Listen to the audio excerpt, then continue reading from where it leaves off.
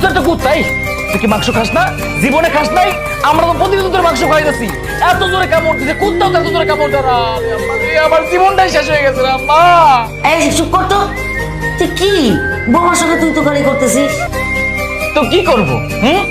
মাঝ রাতে ছাগল 3 বার মাছের মতো ভ্যা ভ্যা ভ্যা ভ্যা এমন করলে কার কত করে সহ্য হবে? আমাকে বলো, বলো আমাকে বলো। জীবন আমার অনিষ্ট হয়ে গেছে একেবারে।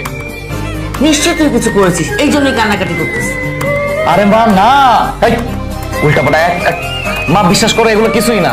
আমি ঘুমাইতেছিলাম, হঠাৎ করে মাঝরাতে ভ্যা ভ্যা ভ্যা ভ্যা করে কান্নাকাটি শুরু করে দিছে। কার ভালো লাগে কই চিল্লাচিল্লি রাত্রেবেলা? মেজাজ খারাপ হয় না? ঘুম ভাঙা গেলে এমনি? বৌমা, তুমি সত্যি করে বলো তো কি হয়েছে? কোনো অসুবিধা নাই? ও কি তোমার কিছু করছে? হ্যাঁ, বকা দিছে? আমাকে আমাকে থাপ্পড় মারছে এখানে। এই, আমি তোমাকে কখন থাপ্পড় মারলাম? হ্যাঁ,